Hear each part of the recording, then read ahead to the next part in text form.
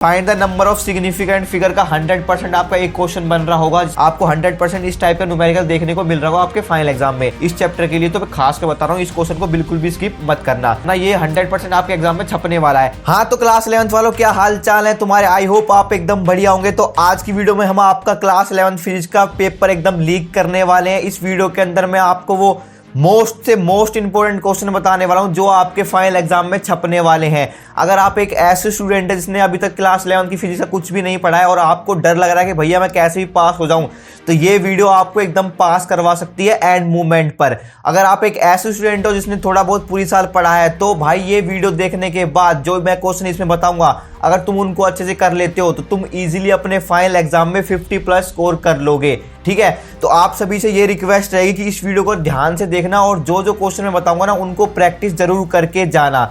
तो चलिए बिना देरी के वीडियो को स्टार्ट करते हैं।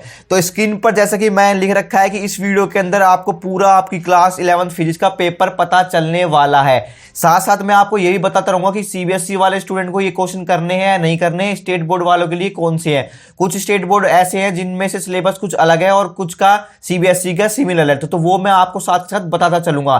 तो ध्यान से सुनते रहना और जो जो क्वेश्चन बता रहा हूं उनको है ना नोट डाउन करते रहना। ठीक है, तो सबसे पहला जो चैप्टर आता है वो है भाई हमारा यूनिट एंड मेजरमेंट। इसमें जो आपको सबसे पहला क्वेश्चन दिख रहा होगा आपका, वो होंगे भाई डायमेंशन फॉर्मूला का।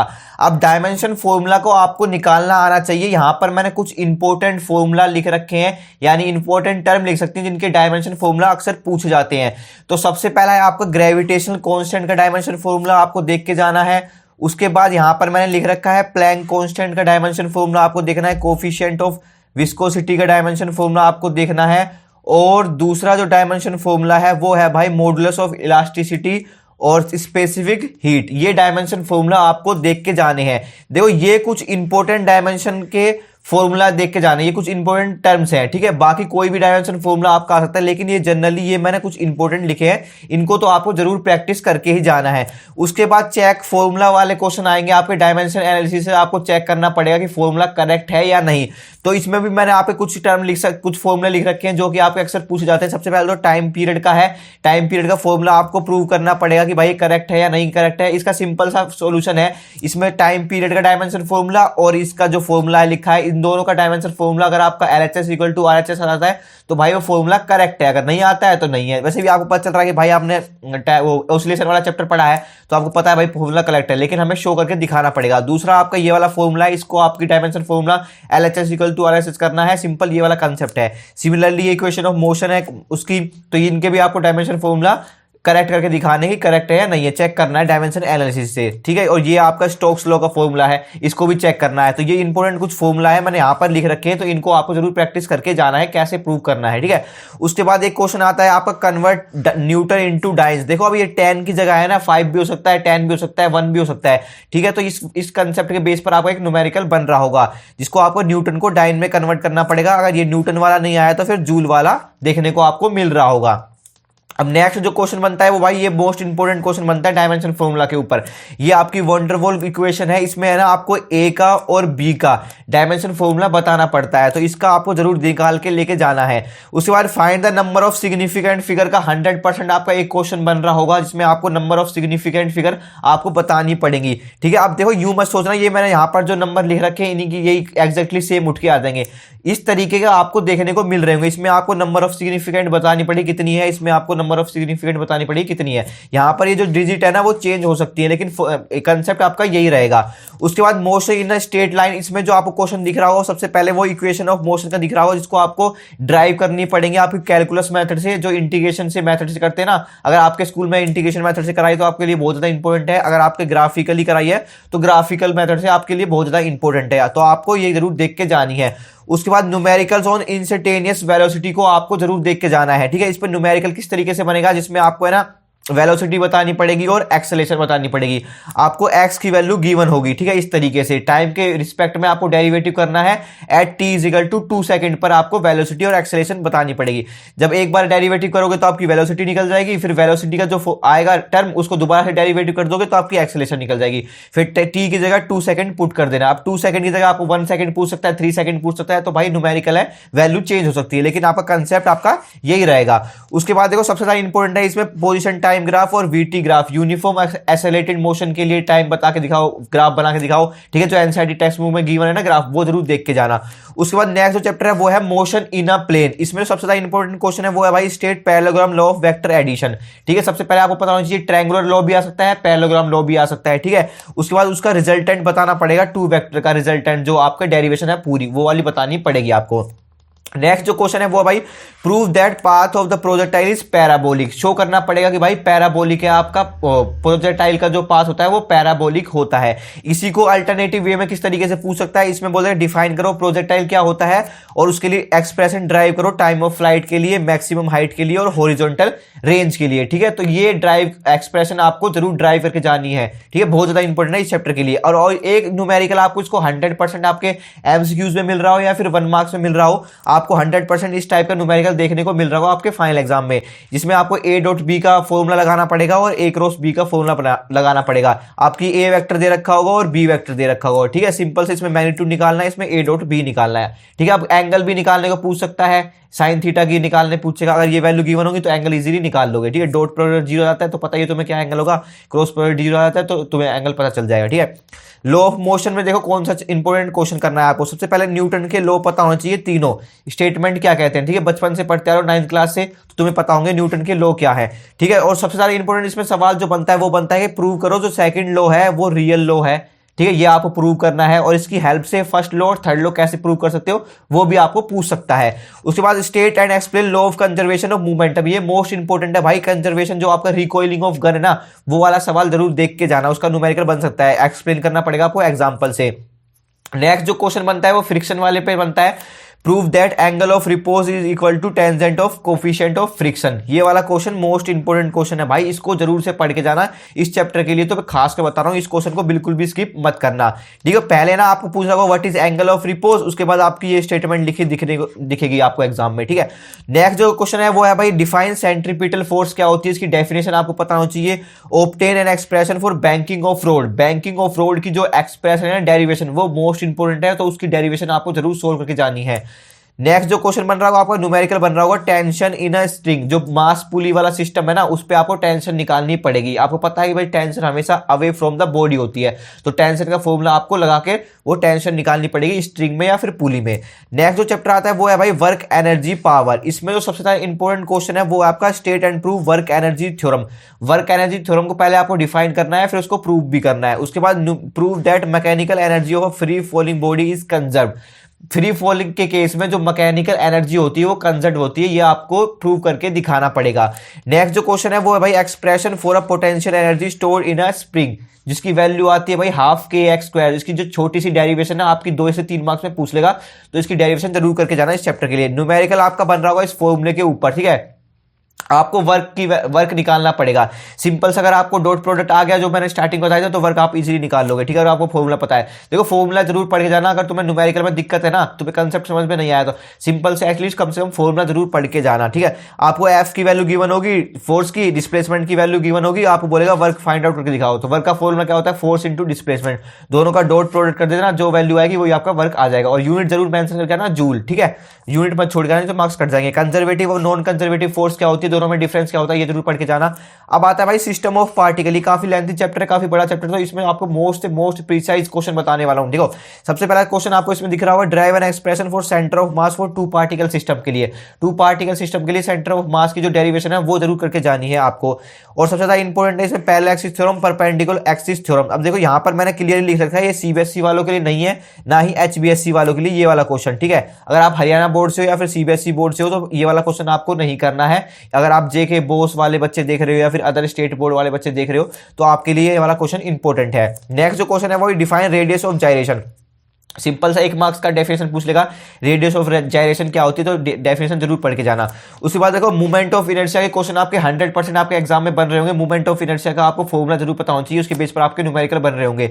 रिंग का मूवमेंट ऑफ इनर्शिया क्या होता है, डिस्क का क्या होता है, स्फीयर क्या होता है, और सिलेंडर का भी देख लेना क्या होता है movement of inertia. What is angular momentum, angular momentum क्या होता है, और रिलेशन दोनों में टॉर्क। यहां पर मैंने है ना आपके सिंबल लिख रखे हैं, ये टॉर्क का सिंबल है, ये एंगुलर मोमेंटम का सिंबल है, तो इन दोनों में क्या रिलेशन होता है ये आपको जरूर पढ़ के जाना है। अब आता है हमारा हमारा भाई ग्रेविटेशन चैप्टर, जो कि बहुत ही ज्यादा इजी चैप्टर है, छोटा चैप्टर है। इसमें आपको क्या करना है, state and prove Kepler's planetary motion, Kepler's के जो लॉ है ना प्लैनेटरी मोशन के लिए, वो आपको पढ़ के जाने हैं। 3 लॉ है, तीनों में जो सबसे ज्यादा इंपॉर्टेंट लॉ है वो है भाई सेकंड लॉ। आपको प्रूव करना पड़ेगा जो एरियल वेलोसिटी होती है प्लैनेट की वो कांस्टेंट होती है, प्रूव करके दिखाओ। तो इस तरीके से आपको बोल देगा, लेकिन आपको तीनों पढ़ के जाने हैं। स्टेटमेंट तो आपको पता होनी चाहिए, चाहे प्रूफ बेशक से ना पता हो। Expression for a variation in g with height and depth, ये आपकी मैंने एक वीडियो इंपॉर्टेंट डेरिवेशन में भी बताई थी। ये वेरिएशन क्या आता है जी की वैल्यू में जब हाइट पे जाते हैं और डेप्थ पे जाते हैं, तो ये वाली डेरिवेशन आपको जरूर पढ़ के जानी है।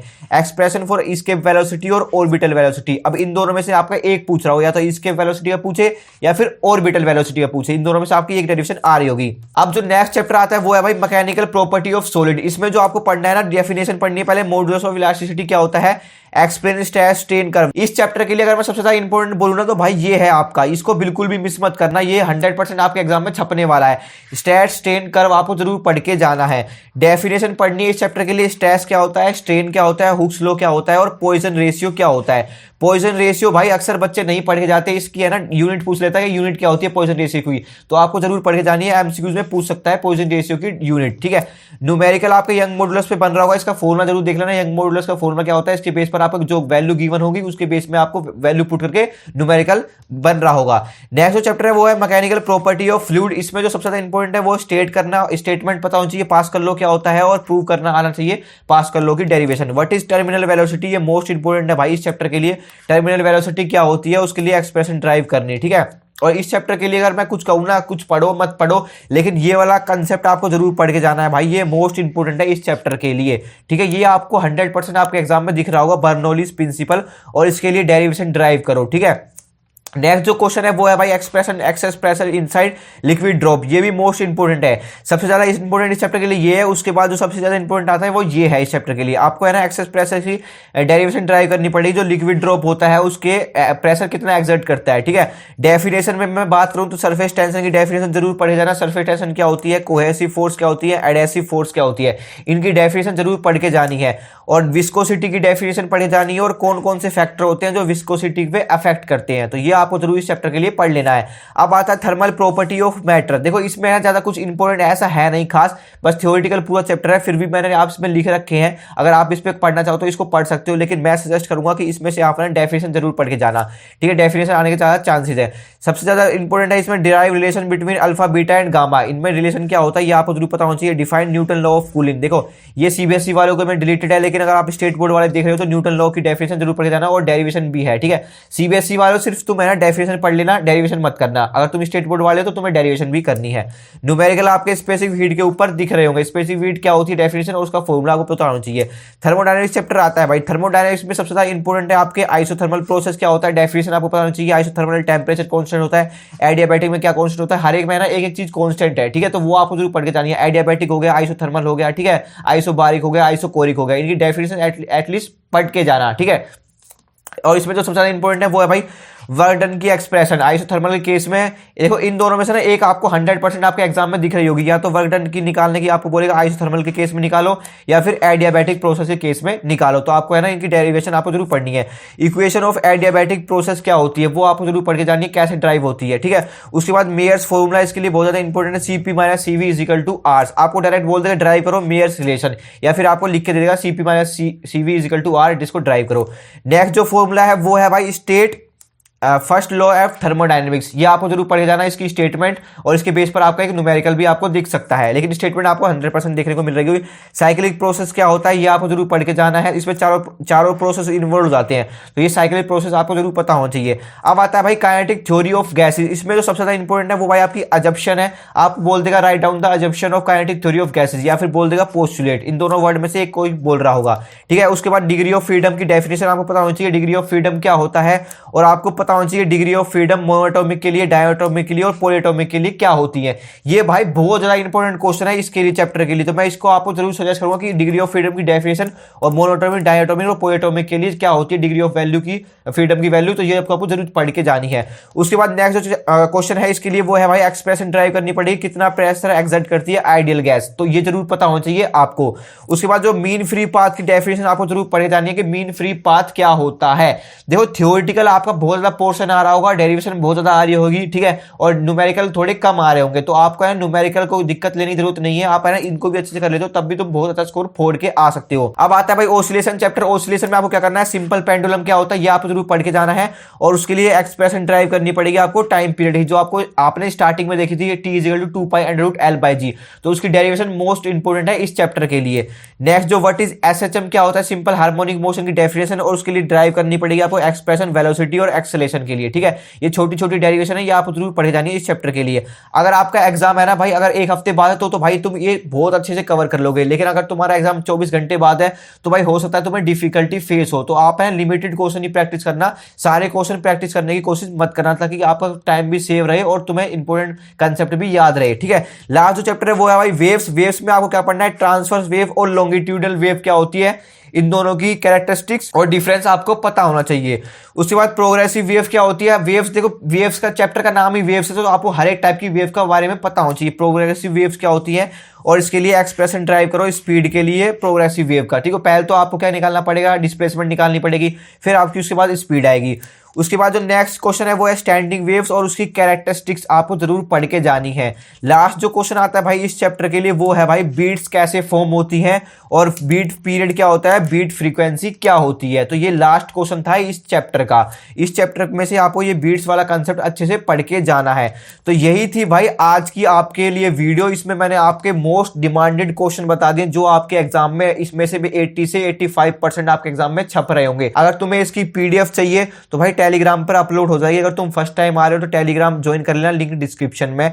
और एक और रिक्वेस्ट भाई मैं आपसे करना चाहूंगा कि आपको क्या करना है ना, इस वीडियो को अपने सभी फ्रेंड में शेयर कर देना, ताकि लास्ट वाली जो केमिस्ट्री की वीडियो थी अगर आपने नहीं देखी तो उस पर देख लेना। उस पर बच्चों के कमेंट आते थे कि भैया काश ये वीडियो हमें पहले मिल जाती, लेट सजेस्ट हुई, रिकमेंड हुई। तो भाई ऐसा ना हो कि ये वीडियो भी उनको लेट मिले। तो आपसे ये रिक्वेस्ट है कि इस वीडियो को जितना हो सके उतना ज्यादा शेयर करना, और अपने क्लासमेट में इस वीडियो को फैला देना भाई, जितना फैला सको, ठीक है। तो see you in the next video, तब तक के लिए गुड बाय।